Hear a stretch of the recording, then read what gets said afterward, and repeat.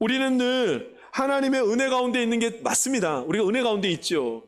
은혜 가운데 있지만 매일매일 하나님께서는 아주 특별한 사건을 통해서, 아주 구체적인 일들을 통해서 하나님께서 내가 은혜를 누리고 있다, 이것을 알게 하신다는 말씀입니다.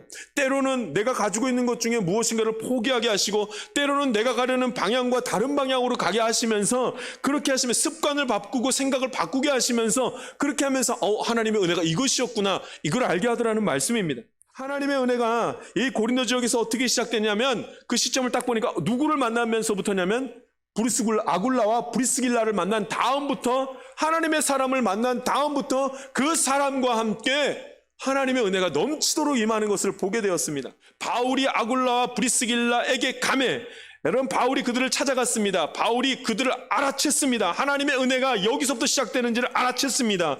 그리스도인을 알아보았고 헌신자임을 알아보았습니다. 하나님의 사람인 것을 알아보았습니다. 그래서 그에게 갑니다. 하나님의 사람을 찾을 수 있어야 됩니다. 사람은 하나님의 형상으로 만들어졌기 때문에 그 영향력이 엄청납니다. 우리 사람에게만 영이 있기 때문에 이 영이 감동을 받아서 움직이기 시작하면 엄청난 힘을 가지고 있습니다. 은혜의 시작이 시작되는 순간이 언젠가? 말씀이 움직이게 할 때입니다.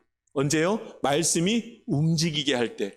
말씀이 내 안에서 역사하시니까 움직이기 시작하셔서 말씀이 정말로 붙들림 받으니까 유대인에게가 아니라 하나님 지금 이방인에게 복음 전하라고 하시는 거구나. 여러분, 거기서 완전히 돌아서게 되는 것을 봅니다. 여러분, 바로 이 시점이 은혜가 폭발적으로 시작된 시점입니다. 할렐루야. 여러분, 우리가 생각하는 것과 다릅니다. 생각이 바뀌어버립니다. 하나님 말씀이 내 안에 들어오고 움직이기 시작하니까 생각이 바뀌어버립니다. 생각이 바뀌고 마음이 바뀌어버려가지고 다른 일을, 원래 했던 것과는 다른 일을 합니다. 하나님의 은혜가 숨겨지고 가리워지고 하나님의 은혜가 그냥 막혀있는 것을 우리가 알지를 못합니다. 왜냐하면 세상과 하나님을 겸하여 섬기고 있기 때문에, 그렇게 해도 아무렇지도 어떤 일도 벌어지지 않았기 때문에 우리는 그렇게 살아가는 것입니다.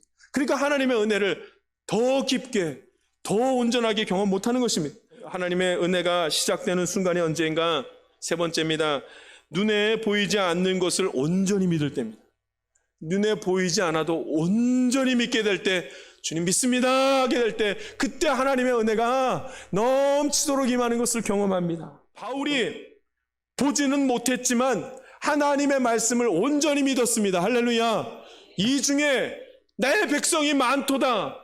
그러나 바울은 한 번도 이 성에 백성이 많다는 사실을 눈으로 본 적이 없었습니다. 그때 바울이 어떻게 하냐면 그 수많은 백성을 보여주지 않으셨지만 아멘 주님 믿습니다 하면서 1년 반 동안 끊임없이 복음을 전하기 시작합니다. 그 이후에 엄청난 일들이, 하나님의 은혜가 엄청나게 쏟아지는 것을 경험하게 됩니다. 할렐루야. 하나님의 말씀을 듣고 순종하여 행하는 자가 지혜로운 자라, 이렇게 말합니다. 말씀을 듣고 순종하는 자. 여러분, 이 자는 어떤 자를 두고 말씀을 듣고 순종하는가? 보지 못하여도 믿는 자가, 바로 믿는 자가, 보지 못하였지만 믿는 자가 하나님의 말씀에 순종하는 자라, 이 말입니다. 할렐루야. 하나님의 은혜가 시작되는 순간이 있습니다. 각자 내게 시작하실 것입니다. 각자에게 허락하실 것입니다. 예배를 드린다고 시작되는 것이 아닙니다. 123 영적 전력 질주를 한다고 시작되는 것이 아닙니다. 그 중에서도 시작되는 지점이, 순간이 다 다릅니다. 한 사람 한 사람이 어떻게 결단하냐에 따라서 완전히 달라집니다.